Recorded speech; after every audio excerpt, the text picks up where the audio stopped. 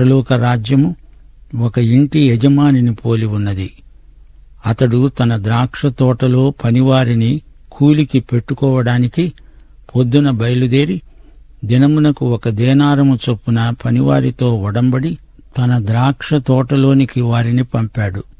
తరువాత అతడు దాదాపు 9 గంటలకు వెళ్లి సంతవీధిలో ఊరికే నిలిచి ఉన్న మరికొందరిని చూచి, మీరు నా ద్రాక్ష తోటలోకి వెళ్ళండి, ఏమి న్యాయమో అది మీకిస్తాను అని వారితో చెప్పగా వారు వెళ్లారు.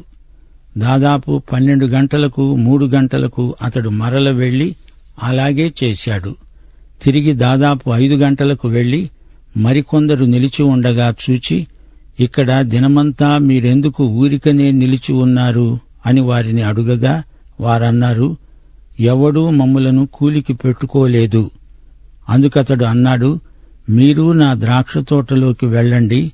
సాయంకాలమైనప్పుడు ఆ ద్రాక్ష తోట యజమాని తన గృహ నిర్వాహకుని చూచి పనివారిని పిలిచి, చివర వచ్చిన వారు మొదలుకొని మొదట వచ్చిన వారి వరకు వారికి కూలి ఇయ్యి అని చెప్పాడు. దాదాపు 5 గంటలకు కూలికి కుదిరిన వారు వచ్చి ఒక్కొక్క దేనారము చొప్పున తీసుకున్నారు. మొదటివారు వచ్చి తమకు ఎక్కువ దొరుకుతుంది అనుకున్నారు. గాని వారికి ఒక్కొక్క దేనారము చొప్పుననే దొరికింది. వారది తీసుకొని చివర వచ్చిన వీరు 1 గంట మాత్రమే పనిచేసినా పగలంతా కష్టపడి ఎండబాధ సహించిన మాతో వారిని సమానం చేశావే అని ఆ ఇంటి యజమాని మీద సణుక్కున్నారు.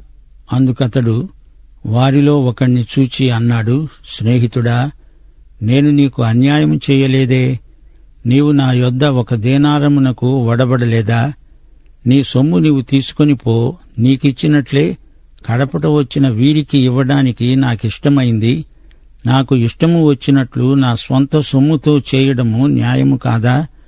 నేను మంచివాడనైనందున నీకు కడుపు మంటగా ఉన్నదా? ఈ ప్రకారమే కడపటివారు మొదటివారవుతారు, మొదటివారు కడపటివారవుతారు. వింటున్నారా?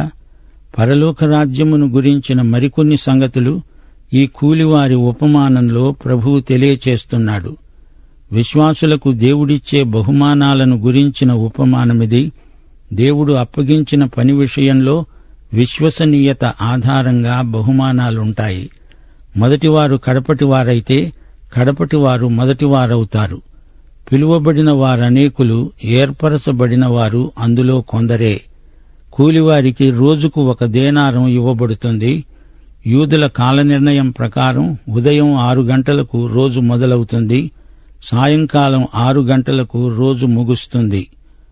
6, 9, 12, 3 గంటలకు పనివారిని నియమించటం జరిగింది. రోజు ముగింపు వరకు పనివారు అవసరమే.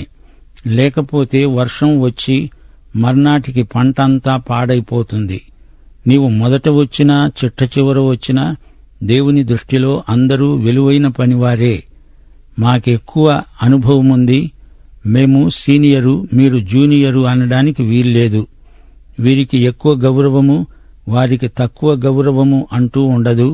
దేవుని రాజ్యములోకి నీవెప్పుడు వచ్చావు అని కాదు, అసలు వచ్చావా రాలేదా అని దేవుడు చూస్తున్నాడు. యువకుడుగా ఉన్నప్పుడు వచ్చావా, మధ్య వయస్కుడివా, వయోవృద్ధుడివా అని దేవుడు చూడడు.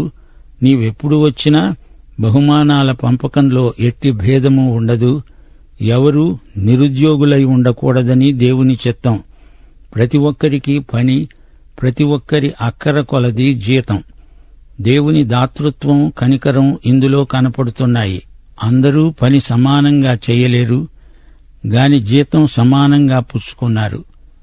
మనిషి అక్కర దృష్ట్యా జీతం. చెయ్యగలిగినంతే పనిచేస్తాడు, తినగలిగినంత తింటాడు. దేవునిది కృప. దేవుడిచ్చేది జీతం కాదు, బహుమానం. పనిచేసేవాని మనస్సును ప్రభువు గుర్తిస్తున్నాడు. పొద్దున్నే వచ్చినవాడు నా పనికి ఇది జీతం అనుకున్నాడు. చివరికి వచ్చినవాడు ద్రాక్ష తోటలో పనిచేసే అవకాశం దొరికింది, కృప. ఆయన ఎంతైనా ఇవ్వని అంటూ కృతజ్ఞత వెలిబుచ్చుతాడు. మేము ఇంత పని చేశాం, మాకేమిస్తావు అనే పేతురు ప్రశ్నకు ఈ ఉపమానం గొప్ప కనువిప్పు జవాబు. దేవుని ద్రాక్షతోటలో పనిచేయటమే భాగ్యం. అది సేవానందం. కొంచెం పనైనా నాణ్యత గల పని అంటే ఇదే. నీవు పనిచేసింది ఎంతకాలం అని కాదు, ఎంత ఉన్నత పదవి నీకుంది అని కాదు, నీకప్పగించబడిన పనిలో నీవు విశ్వసనీయుడివై పనిచేశావా లేదా అనేది ప్రశ్న. నీ సేవాకాలం కొద్ది కావచ్చు, పని కూడా సాధారణమైంది అయి ఉండవచ్చు. గాని నీ మనస్సు ఎలాంటిది అని ప్రభువు చూస్తున్నాడు.